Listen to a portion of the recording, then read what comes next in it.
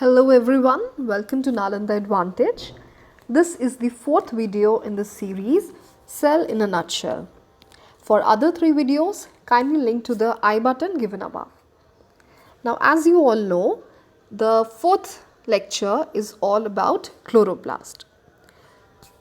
Chloroplast, we'll learn about structure, the function of chloroplast, and as we always take the quiz at the end of the session, so quickly let's start. Chloroplast is a cell organelle within the cells of a plant and a certain algae, that is the site of photosynthesis. Photosynthesis is the process by which plants prepare their own food, right, with the help of sunlight, water, and the most important part, it occurs in chloroplast. It contains a pigment known as chlorophyll. The main function of chlorophyll is to absorb the light energy. Now this light energy is then processed into various other proper set of reactions to prepare food, and this food, this energy from the sun is stored in the form of glucose. So chloroplast is a kind of a plastid or a sac-like organelle with a double membrane which contains chlorophyll to absorb the light energy, and this light energy is stored in the form of glucose. In plants, now where these chloroplasts they are present? These chloroplasts, they are concentrated particularly in the parenchyma cells of the leaf mesophyll. Basically, they are the internal cell layers of a leaf. So, they are present internally in the leaf layers. They are surrounded by a double membrane. Now, what all things are present in a chloroplast? As you can see in the figure given here, it contains double membrane, right? So, outer membrane is smoothened out, whereas the inner membrane, it is modified into a sac-like structures known as thylakoid, right? It is known as thylakoids. These thylakoids, when they are stacked over one another, when they are stored over one another, they are called grana and they are interconnected to each other. So singular is a thylakoid, and when they are stacked together, or you can say the plural form is the grana, and they are interconnected using stroma lamellae. This stroma or the fluid-like substance present inside the chloroplast is like a protection layer for the thylakoids. Now all these thylakoids, grana and stroma, they have a role to play in the process of photosynthesis, which we will read in the further slides. Now very important, these chloroplasts, they contain its own DNA, which means similar to the mitochondria, they are also semi-autonomous. They can prepare then its own machinery for replication as well as preparation of various proteins. They contain enzymes and pigments for photosynthesis. They are not present in any animal cells or bacterial cells. Chloroplast, we are reading about it right now, but apart from chloroplast, there are two other kinds of plastids. Right, so let's take a brief introduction regarding these plastids. And one is chromoplast. As the name suggests, chrome is color, plast from the word plastids. So when you see various color or brightly colored fruits and vegetables, for example your bell peppers, your capsicum, they are green, yellow, red, or tomatoes and everything. So these color they are enriched with using chromoplast. And the food, because the process of photosynthesis, the food is prepared, and this preparation of food, when there is an excess food, it is also stored by the plants in the form of starch. So the plastids which are majorly responsible for storing of food, this is known as your leucoplast. Leuco means white or transparent, plast means plastids. So whenever these leucoplasts, they store starch, they are known as amyloplast. Okay, and whenever these leucoplasts, they store fats or oils particularly, they are known as elaioplast, and when these leucoplasts store proteins specifically, they are known as eleuroplast. So that's a brief introduction regarding all the three kinds of plastids: chloroplast, chromoplast and leucoplast. Now, why are chloroplasts green? What is the thing present inside them that is giving them the green color? So, you all know the pigment is chlorophyll.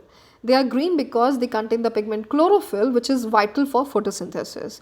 Now, this chlorophyll also is present in various forms. The few main forms that we need to study is chlorophyll A and chlorophyll B. Right? They are present in higher plants and green algae. And the major function of these pigments is to absorb the light energy from the sun. or any white light through which photosynthesis can occur. What is the major functioning of chloroplast? Now see, we know about stroma, thylakoids and grana. As in given in the figure also you can see here, the thylakoid membrane.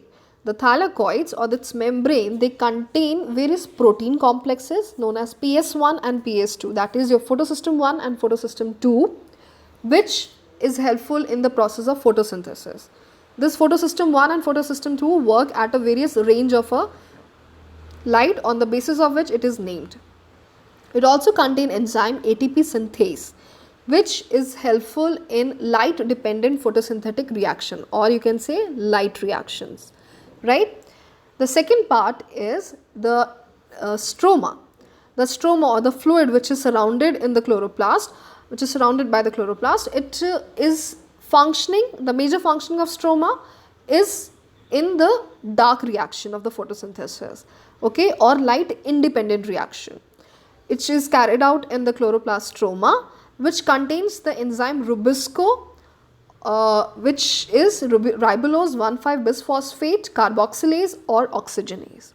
So you know this thylakoids and your stroma, they are both required for the light reaction and dark reaction of photosynthesis respectively. Now once the sunlight has been absorbed by the pigment chlorophyll, this photosystem get activated, and once the photosystem get activated, it releases the electrons, right, and in the form of NADPH, FADH2, and the reaction they occur in the electron transport chain simultaneously. This releasing and giving of the energy and absorption of the pigments, it releases out some energy. This energy is stored in the form of ATP, right, and the reactions, they all occur inside this chloroplast, and in turn light reactions and dark reaction occurs for the preparation of food, that is your sugar or glucose. So this is all about the functioning of chloroplast. Particularly we are focusing on chloroplast, and the things that I have just explained to you, they are majorly the part and functioning of photosynthesis. So we don't need to go into much details about the photosynthesis specifically here in this slide. So I'm just briefly concentrating about the functioning of chloroplast. I hope that is clear to you. So this was all about the chloroplast structure and functions. Now it is the quiz time. Quickly take the first question. The fluid-like substance found inside the chloroplast is known as cytoplasm, stroma, thylakoid or the cell wall. So the correct answer is stroma. Second question. What is the main function of chloroplast? The most easiest one, is it mitosis, meiosis, translation, cellular respiration or photosynthesis? So as you all know, chloroplast, it is synonym with photosynthesis. The correct answer is photosynthesis. Question number 3. Chloroplasts have their own DNA and ribosomes for making the proteins from RNA. Is it true or false? So definitely it is true. It is a semi-autonomous cell organelle containing double membrane, similar to mitochondria. So this was all the few important quiz, and I hope the topic is clear to you. Thank you for watching. Please share, subscribe and like the video, and comment your valuable feedback so that we can constantly improve and present to you the videos which you like. Thank you so much for watching. Take care.